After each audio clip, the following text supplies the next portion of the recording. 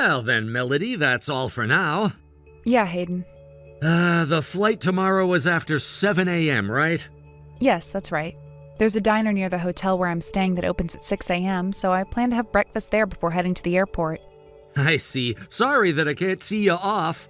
It's okay. You've got work, right? Besides, it's not like we'll never see each other while we're living apart. Yeah, that's true. My work as a dance instructor is likely to pick up on that side of things. And we've already had a solid discussion about our future plans. Since I'll be over there, I'll make sure to keep moving forward with all the preparations and paperwork I can handle. Got it. Thanks a lot.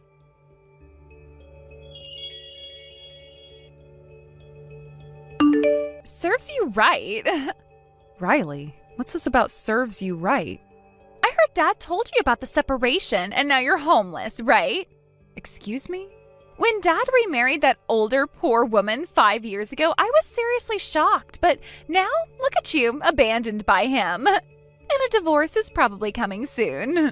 Okay, yes, we did start living separately, but that's because of our work schedules. And just to clear things up, I've actually signed a lease for my apartment in this area, so I'm definitely not homeless. What's a part-time housewife who depended on Dad's income talking about? Plus, now that you're separated, it looks like you've moved out of this area, so you won't even be able to continue your part-time job. In other words, unemployed. That means you're homeless, right? Listen, that's not it. My job isn't part-time, and I earn enough on my own. Right, you're saying you've got your own income now, huh? But wasn't it because you were getting allowances from Dad before? Acting like you've earned it all by yourself? I can't stand women who act like they've achieved something when it's just Dad's money. Has Dad never told you anything about my work? Isn't it a part-time job at a convenience store? I've actually seen you serving customers at that convenience store by S Station. The convenience store is a family business, actually. It's something my family runs, and sometimes I help out when part-time students need a hand, during exam periods or when the store is short-staffed. So you're just filling in during your usual part-time hours, right? It's still the same low income you've had all along, just with a little more work. Don't make it sound like you're doing something impressive. I've told you already I'm not working part-time. Oh, I get it. That whole thing about I'm a business owner, was that a big lie you've been telling yourself? You're still going on about that fantasy? There's no way a woman who dropped out of school could ever be in charge of something, right? Forget it. No matter how much I explain, we just keep going in circles with this conversation. Anyway, it's only 1 more year, right? 1 year? I think you should start preparing for life after high school, too. Huh? What do you mean? What are you talking about?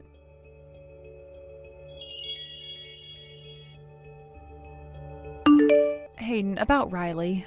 Oh, Melody, what's up? There was a property I'd been looking into in the area, and it's just been listed for sale. Oh, really? I was thinking of scheduling a viewing to coincide with your visit next week. How does that sound? Sounds good. Please go ahead and arrange it. Got it. Wait, actually, sorry, Melody. What's wrong? It seems like Riley said something strange. Ah, you mean the misunderstanding about the reason for the separation? Yeah, she's under the impression that I started living separately with the intention of getting a divorce, and no matter how much I explain, she doesn't get it. She kept interrupting me while I was talking, saying things like, "It's not like you have to defend him now, and I'm an adult now, so I understand the grown-up stuff. I'm fine." She just kept laughing and dismissing everything I said. She doesn't listen to anything. She's so much like her mother in that regard. Well, I haven't exactly made my job clear to her, so I guess it's understandable that she might be confused. Yeah, that can't be helped. I used to work at that dance school, and I've mentioned that a famous idol trained there before their debut, and things got blown out of proportion because of it. I got caught up in all that mess. I was even asked to get 30 idols' autographs without anyone even asking me directly. That was tough to turn down, wasn't it? Even after I told them I was a different course instructor and had no contact with the idols, they wouldn't listen. It was such a hassle. And Riley still doesn't seem to understand what's wrong with it. She doesn't get it at all. As for you, I could never tell her about the company you run or how you managed to save $3 million by the time you're in your 40s.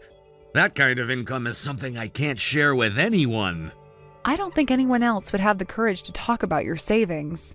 But if there's ever a chance to bring up the company, I guess it'll have to wait until after the promised day, a year from now. Yeah.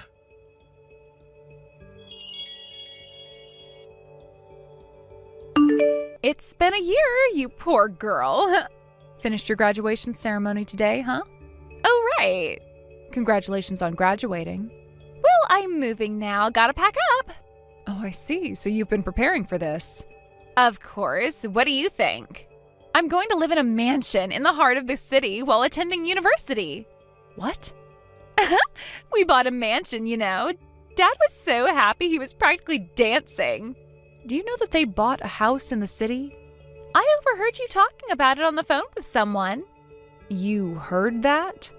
Dad was trying to keep it a surprise for me, but of course I knew. He's my dad, after all. Riley, can you please stop? What do you mean? Are you saying you don't want to live with me anymore? You should be getting a divorce soon, right? That's not what I meant. What I'm asking is this. Do you really think you can afford the mortgage on that house with Hayden's income? What? I'm just going to be blunt here. Don't get mad, but that house, it's in my name. No way. Sure, Hayden's successful as a dance instructor and his income is a bit higher than the average for his age, but there's no way he makes enough to buy a mansion in the heart of the city. I don't want to explain this further, so I'll just pass the baton to Hayden now. Huh? Wait, are you with Dad right now? Why?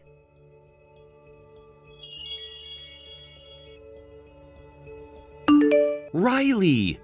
Papa? Hey, why are you with Melody, who's supposed to be getting a divorce? I never said we were getting a divorce. What? Wait a minute, but you've been separated for a whole year now. When you say separated, doesn't that usually mean that a divorce is just around the corner? It's not like that. It's a temporary separation, just due to work commitments. Temporary? Work commitments? But Melanie doesn't even have a job now, right? Isn't she unemployed? And she doesn't have anywhere to stay, does she? She's probably homeless right now, isn't she? You really don't listen, do you? What do you mean? I've told you so many times that Melody is a business owner. What I'm about to tell you now is something I haven't shared before, but she runs an entertainment production company. An entertainment production company? Yes. Until now, she's mainly been operating the company out of regional offices. However, her talents and performers have been increasingly getting jobs in New York City, so we decided it was the right time to relocate the headquarters there. I, too, will have more freedom once I finish some commitments in about a year, and I'm planning to start working for Melody's company. So we've been preparing for the company move, both personally and professionally. That's why we had to have this separation for a year. But didn't you two have some kind of falling out?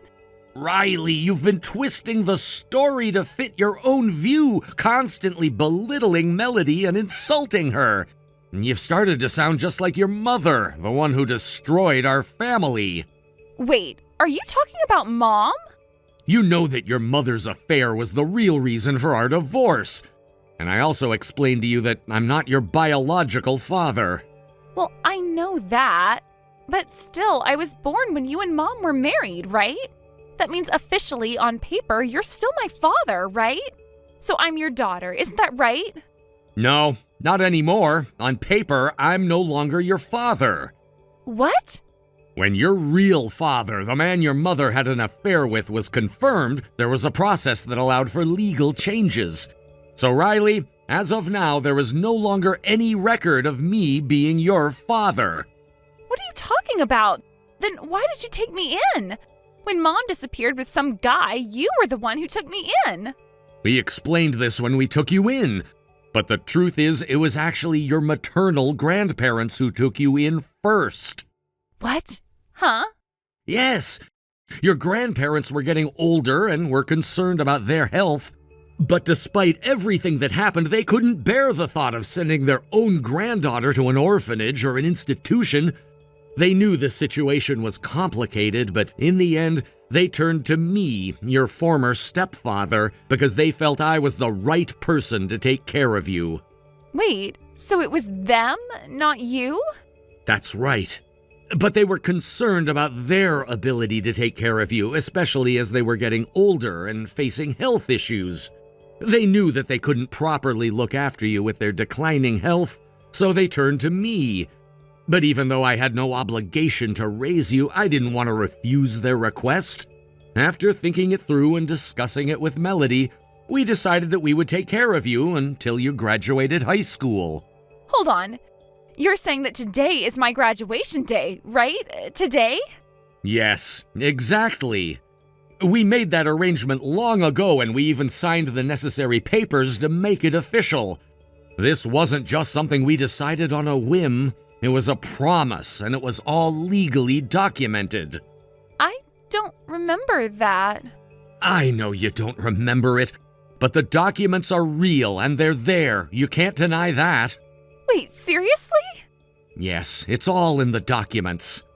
So, while you were off at your graduation, I went ahead and packed up all your things. I've already left. I'm in New York City now. What? You're already there? Yes, I've already moved. I was only waiting for this moment for you to graduate. And now, it's time for me to go. Wait, so that means you're saying I have to move out now? Like, right away? Yes, I'd appreciate it if you could vacate the house soon. You've been living in my place for a while now, and with everything that's happened, it's time for you to find your own place. Wait, hold on a second. I thought I was supposed to be living with you in the big house in New York City. That house I thought was for all of us to live in together. You never told me that this would happen. What am I supposed to do now? I don't have anywhere to go. I'm afraid you need to figure that out on your own. I've already made the necessary arrangements on my end, and now it's time for you to step up.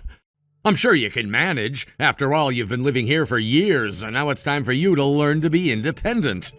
I understand this may be difficult for you, but it's something you'll need to do eventually. This is just the first step.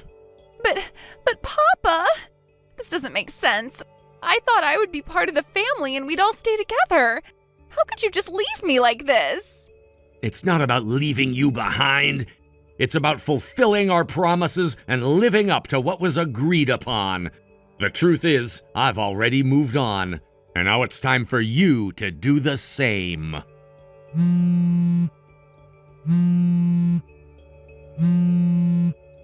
Papa? Why won't you answer me?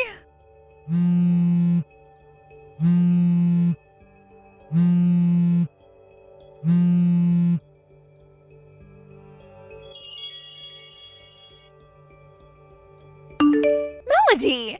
Hey, I just wanted to tell you that I'm moving into the mansion you bought. Finally, I have been freed from those days of constant meaningless insults. And to be honest, I am feeling so relieved right now, it's almost overwhelming. I can't even begin to describe how stressful those days were, but now that they're over, I realize just how much weight I've been carrying on my shoulders. What? And I found out that I'm pregnant. Pregnant? Yes, of course, it's Hayden's child. It's going to be a high-risk pregnancy because I'm in my 40s, so I'm being extra cautious about everything. Anything that might cause stress, I'm cutting it out of my life, no questions asked. I was the one who caused stress? I need you to realize just how much you've contributed to all of this. Oh. So with that said, I'll be leaving now.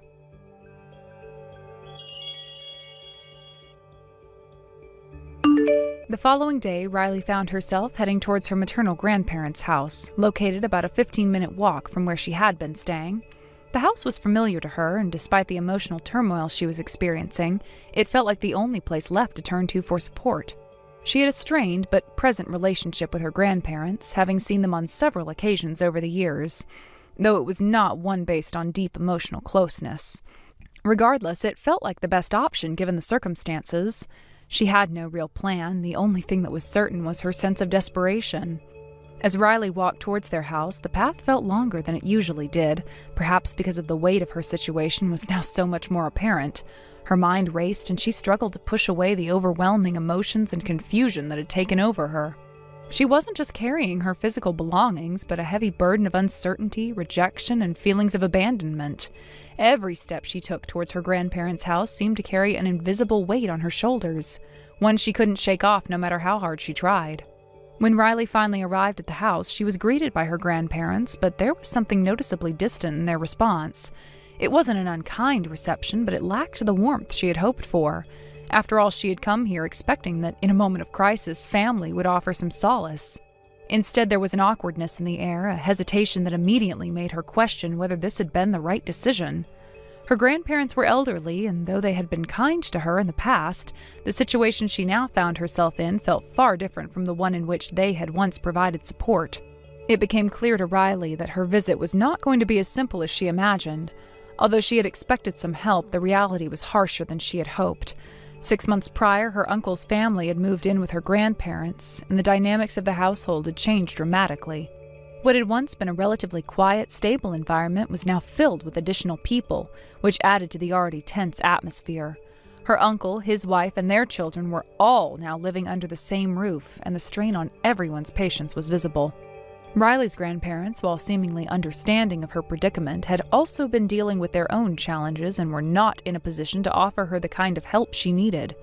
Her uncle, who had become more of a fixture in their home, made it very clear from the moment she arrived that he had no intention of offering her any assistance. His coldness was unmistakable, and his words were harsh. He bluntly told Riley that there was no room for her there, and if she wanted to stay, she would have to leave within 3 weeks.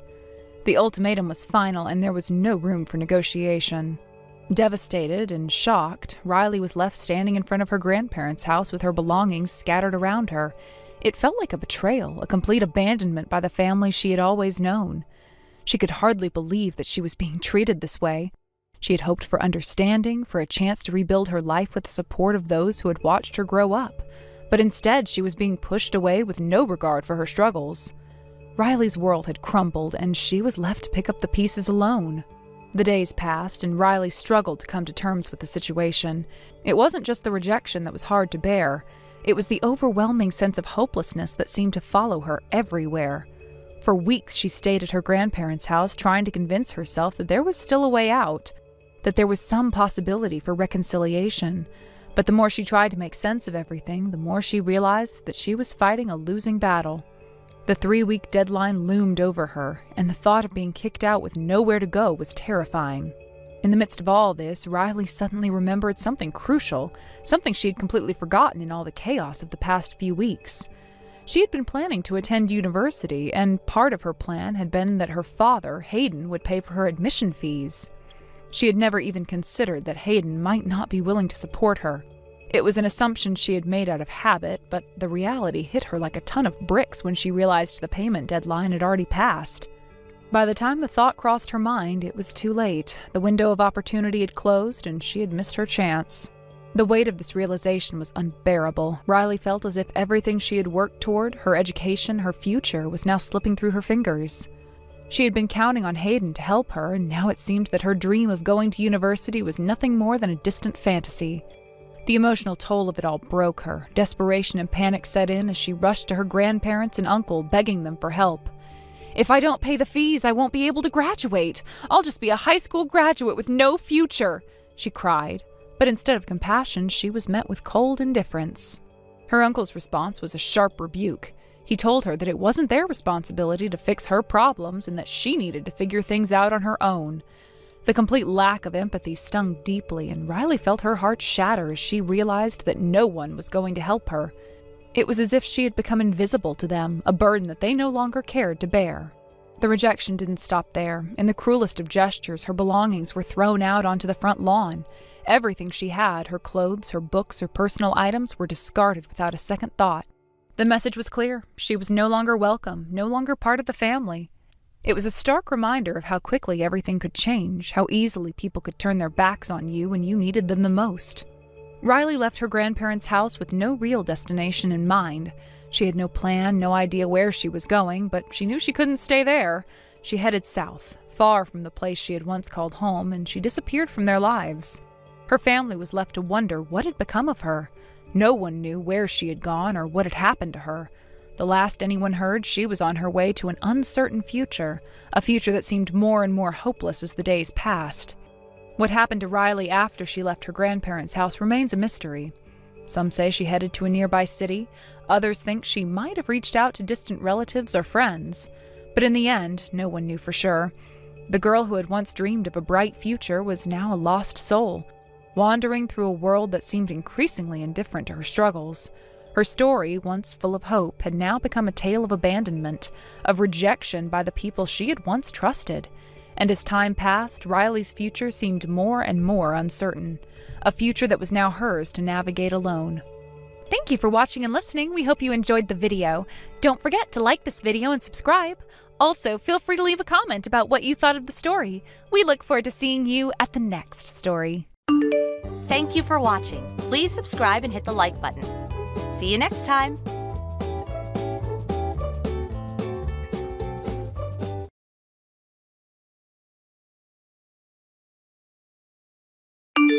Lily, I'm sorry, but could you lend me $5,300?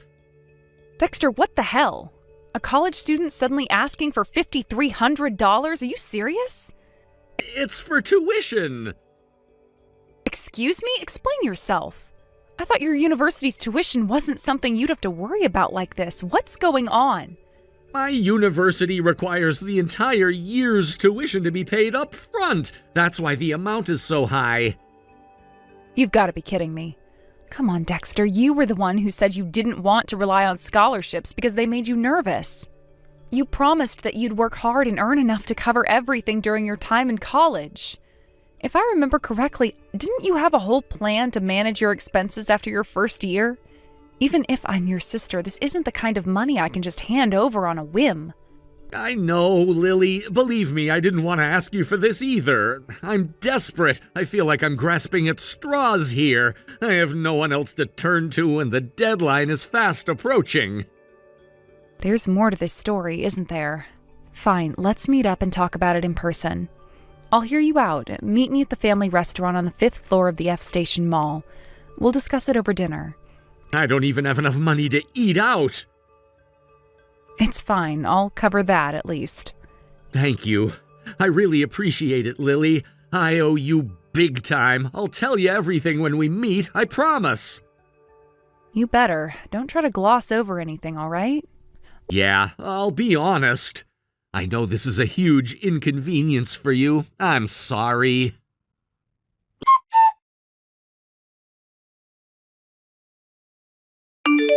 Lily, I heard you switched jobs and got a pay raise. Isn't it time you increased the amount you're sending to the family?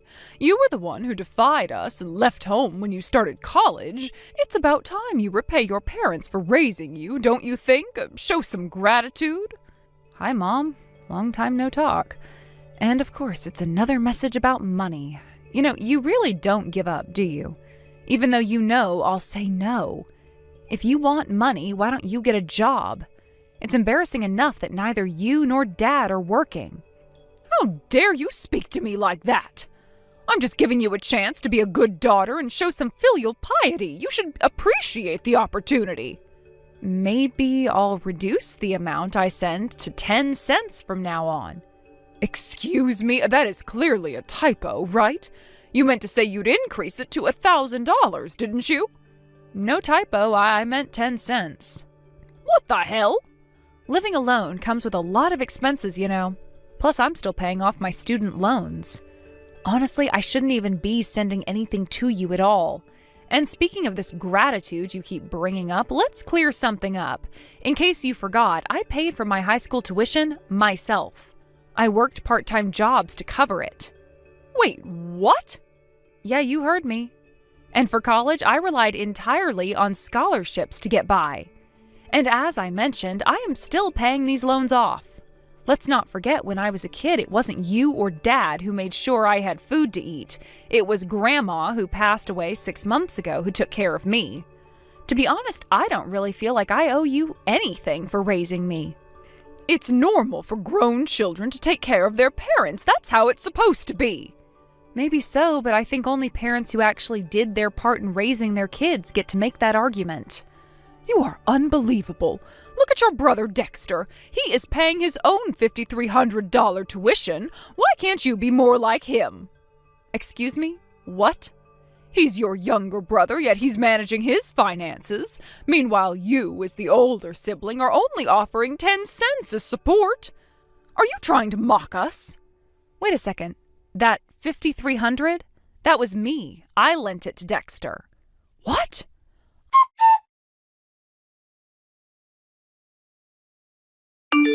I just spoke to your father. He said the $5,300 we paid at the time of Dexter's college enrollment was definitely deposited into Dexter's account. Why are you snooping through Dexter's bank records without his permission? And recently your father said Dexter gave him $6,000 too. Do you honestly believe that money was meant for Dad? Are you seriously that naive? Your father is furious. He says it's ungrateful for you not to increase the amount you send to us. What kind of daughter are you? I'm already sending $500 a month, aren't I? Are you actually pushing me to cut it down to 10 cents? Well, your father said, then stop sending anything at all. Even those measly 10 cents aren't worth it.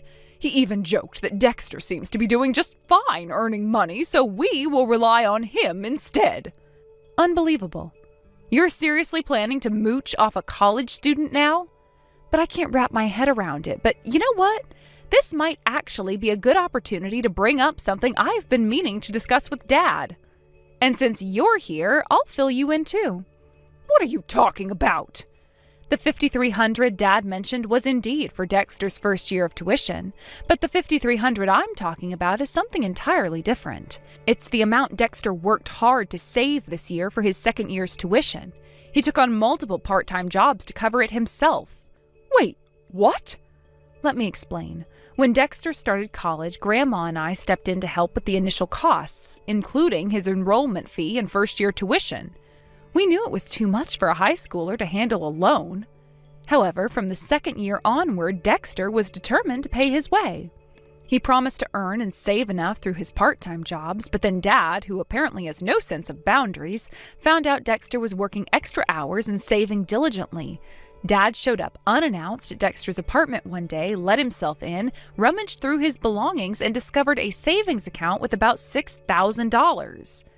That account, by the way, was specifically set up to cover Dexter's tuition and apartment rent. But Dad, being Dad, somehow convinced himself that it was money Dexter intended to send to you and him. So what did he do? He withdrew every single cent without asking. Excuse me? Yeah, Dexter made the mistake of using an easy-to-guess PIN, which is partly on him, I'll admit. But because of that, he's now facing a tuition payment crisis. He couldn't pay the $5,300 for the upcoming year and had no choice but to turn to me for help.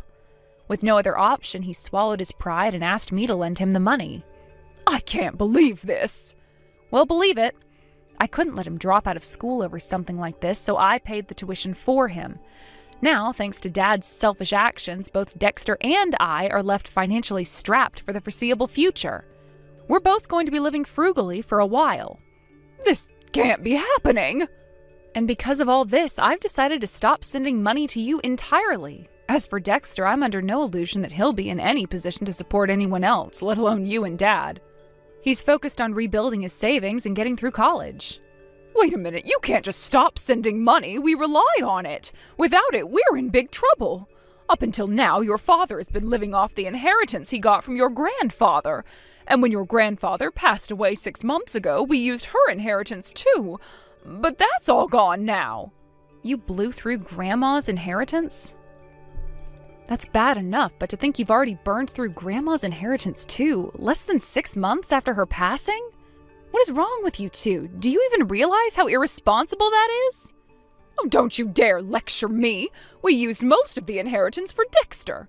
He's the eldest son and the rightful heir of this family. Everything we did was for him. Oh, please, let's not kid ourselves. Anything important involving Dexter was either paid for by Grandpa or Grandma. You two were just along for the ride. What are you trying to say? I'm saying that now that the money you've been relying on has run out, Dexter has finally realized what kind of mess he's in. He's doing his best to stand on his own 2 feet and build a future for himself. So I'm telling you, don't interfere with his efforts.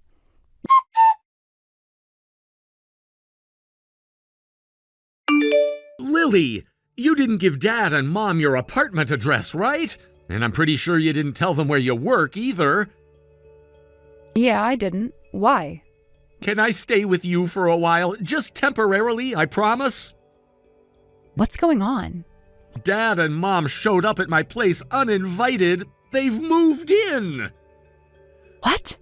Apparently, they blew through Grandma's inheritance and fell behind on rent for the house. They got evicted. You've got to be kidding me.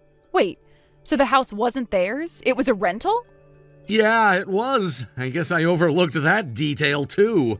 Anyway, it's gotten to the point where they've stopped caring about appearances entirely. They've started trying to take cash from my wallet when I'm not looking, and even tried pawning my stuff. Are you serious? After everything they've said about loving you as the eldest son and heir, they're treating you like this? From what I've gathered, they've been relying on loans to cover living expenses for the past few months. Loans? And yet they're showing zero signs of trying to get jobs. They're clearly counting on me to support them. Dad even asked me when my next paycheck is coming in. At this rate, it's only a matter of time before they take my money outright. I might have to drop out of college just to support them. That would make all the sacrifices you made to cover my tuition completely pointless. I see. Give me a little time to think. Stay put for now, okay?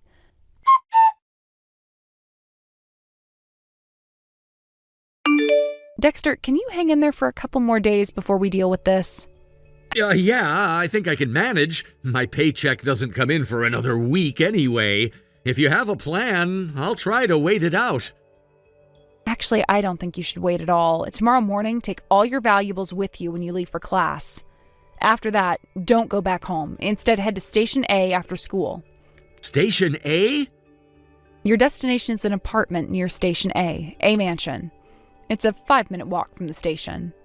A mansion? Wait, who lives there? You've met them before, back when you were in high school. Oh, I get it. You mean your boyfriend, right? The one who just came back from his overseas assignment a month ago? Bingo! Since I don't want Dad and Mom figuring out where I live, I thought this was a good alternative. Plus, if you're going to hide somewhere, it might as well be somewhere with strong security. When I asked him for help, he didn't hesitate. He said he'd take care of you. He even offered to help find you a new place to live and assist with the financial side of things if needed. Your boyfriend's a total legend. I'll send you his contact information in a bit. Make sure to call him once you leave campus tomorrow, and he'll take it from there. Got it. But honestly, I feel so pathetic right now. I've been relying on you and everyone else so much. I'm supposed to be working hard to become independent, but here I am running away again. Dexter, listen to me. There's no shame in asking for help when you've done everything you can on your own. It's part of being human, part of surviving. What you can't do is try to shoulder everything alone. That's a fast track to burning out. Lily. Be grateful for the help you receive, and when you're in a better position, pay it forward by helping someone else. That's how you repay kindness. Yeah, you're right. I'll do my best to get stronger. To become someone who can do that someday.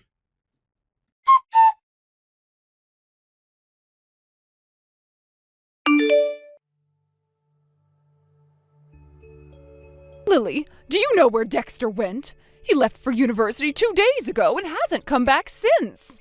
Then this morning, some big, intimidating men suddenly showed up, and before I knew it, your father and Dexter were shoved into a black van with them. Oh?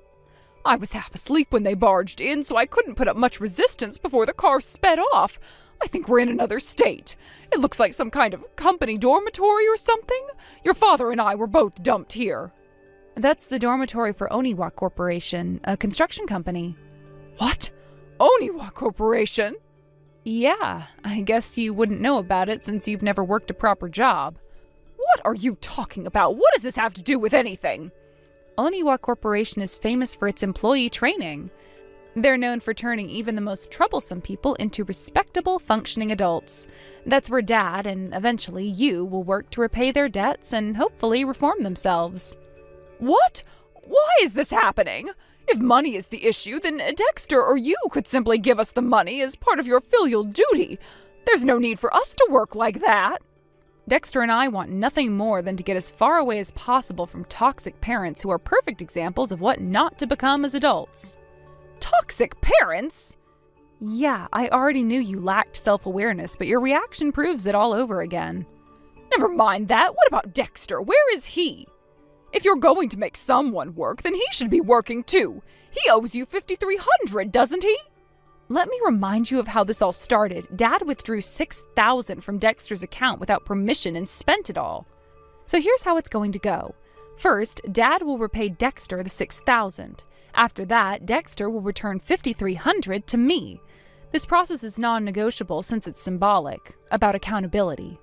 And one more thing, once that's done, consider this the end. I'm cutting ties with both of you. Wait, Lily, don't leave me! Bye-bye.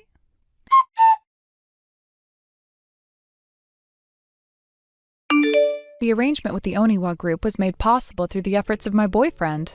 It turns out that his father happens to be an old schoolmate of the Oniwa group's president. When I confided in him about the frustrating situation with my parents and my desire to resolve it somehow, he kindly offered to intervene. As a result, the Oniwa group not only agreed to take my parents in, but also welcomed them into their company as live-in employees without hesitation. While all this drama unfolded, Dexter, unbothered by the chaos, successfully completed his move to a new place. Now he's completely immersed in a rigorous daily routine. He works part-time jobs with incredible dedication, using his earnings to cover all his living expenses, rent, and tuition fees.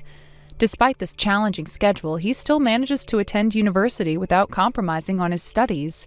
His perseverance is nothing short of admirable. It's clear that he's determined to carve out a better future for himself on his own terms.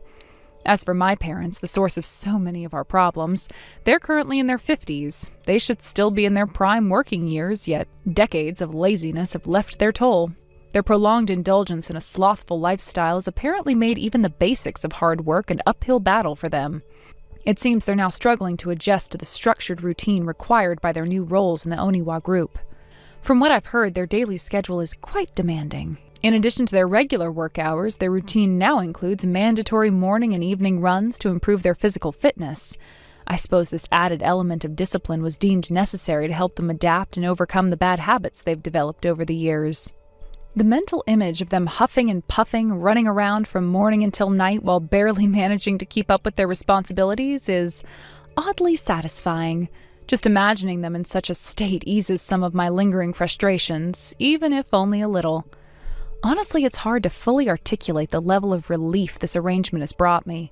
For years, I had borne the burden of my parents' irresponsibility. Their inability, or perhaps refusal, to contribute meaningfully to the household created countless obstacles in my own life. It was as if their complacency was a black hole, pulling me into a vortex of stress and resentment. But now, seeing them finally held accountable for their actions and forced to confront the consequences of their past choices, I can't help but feel a sense of vindication. Dexter's support throughout this ordeal has been invaluable. If it weren't for him and the connections his family provided, I doubt my parents would have ever taken the initiative to turn their lives around.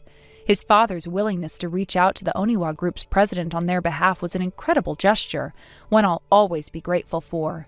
However, the fact remains that this opportunity was a result of external intervention. My parents certainly didn't earn it through their own efforts. Their acceptance into the Oniwa group as live-in employees came with the understanding that they'd need to drastically change their habits. The president made it clear from the start that laziness would not be tolerated. It's a no-nonsense environment where everyone is expected to pull their weight, and slacking off simply isn't an option. This newfound structure has forced my parents to step up in ways they never had to before. Meanwhile, Dexter continues to inspire me with his work ethic and determination. Watching him juggle part-time jobs, university classes, and his personal goals is a reminder of what can be achieved through sheer perseverance. His ability to manage his finances independently and maintain a sense of purpose despite the challenges he faces is something I deeply admire.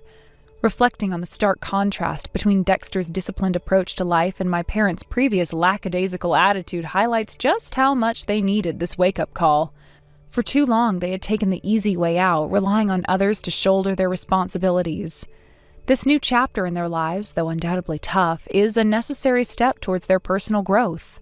Interestingly, the transformation isn't limited to their work habits. My parents' new routine has also had a noticeable impact on their health and fitness levels. The daily runs they're required to do have apparently been a shock to their systems, given how sedentary they had become over the years. At first, they complained incessantly about the physical demands, but over time, they seemed to be slowly adjusting. I've heard that they've even started to take pride in completing their runs without stopping to catch their breath, a small but significant sign of progress. Despite their complaints and struggles, I can't help but feel a small sense of satisfaction knowing that they're finally experiencing the reality of hard work. It's not that I wish them ill, far from it. If anything, I hope this experience serves as a turning point for them, motivating them to become more self-reliant and responsible individuals. However, the fact that they're being held accountable for their past behavior, even in this relatively controlled environment, is undeniably gratifying. This entire situation has taught me a lot about the importance of boundaries and the need to let people face the consequences of their actions. For so long, I had tried to shield my parents from those consequences, hoping that my efforts would somehow inspire them to change.